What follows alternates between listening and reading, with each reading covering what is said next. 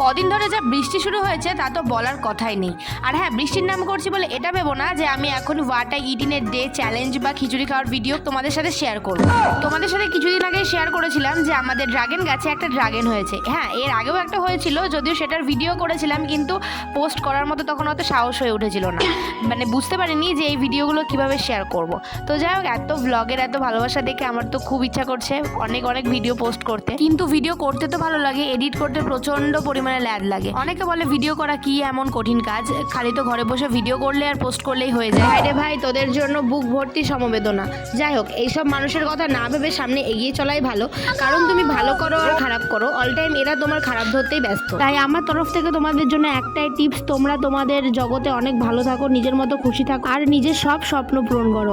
আর বাদ বাকি পেছনে যে কুকুররা ঘেউ ঘেউ করছে তাদেরকে করতে দাও, কারণ ওটাই ওদের কাজ। কারণ কি বলতো, এরা কখনো কোনো কাজ করে না, এরা যে মানুষগুলো সামনে চলে যায় তাদেরকে পেছনে টানা শুধু চেষ্টা করে। তাই এদের সাথে তাল দিতে গেলে তুমিও পড়ে যাবে পেছনে। যাই হোক, এত কিছু ভেবে লাভ নেই, চলো আমার ড্রাগনটা কাটা হয়ে গেছে, এবার আমি এটা টেস্ট করে দেখবো এটা কেমন হয়েছে। আর আমি ফার্স্টে বলেছিলাম এর আগের ভিডিওতে যে এটা হোয়াইট হলো না পিঙ্ক হলো, সেটা এরপর জানাবো।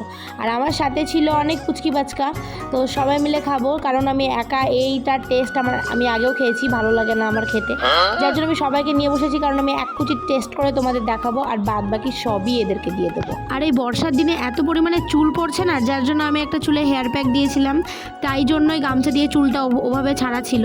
আর এবার এদের সবাইকে আমি টেস্ট করার জন্য দিয়ে দিলাম, এদের মুখ থেকেই শুনবো এটা কেমন ছিল, কারণ এইসব মিষ্টি জাতীয় ফল টল খাবার খেতে আমি একদম পছন্দ করি না।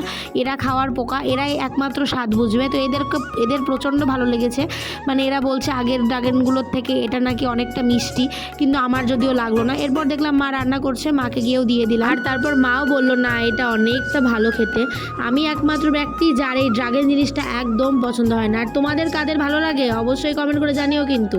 তো আমার এই ভালো লাগলো না বললে এদেরকে সবগুলোকে দিয়ে দিলাম, আর এরা তো মারামারি করছে এগুলো নেওয়ার জন্য, এদের এত ভালো লাগছিল। যাই হোক, একটা ড্রাগন হয়েছিল তো অনেকটা ছোটই ছিল, খুব একটা তো বড় হয়নি। আর আমার তো এদিকে দেরি হয়ে যাচ্ছে পড়ানোর, তাই আমি তাড়াহুড়ো করছি। এই বৃষ্টির দিনে পড়াতে যেতে কার ভালো লাগে বলো? হাতের কালার দেখছি লাল হয়ে গেছে এই ড্রাগন ফলগুলোকে ধরে। গল্প অনেক হয়ে গেছে, এবার যাই পড়াতে, না হলে আবার দেরি হয়ে যাবে। টাটা, আজকের মধ্যে সবাই ভালো থেকো, টাটা।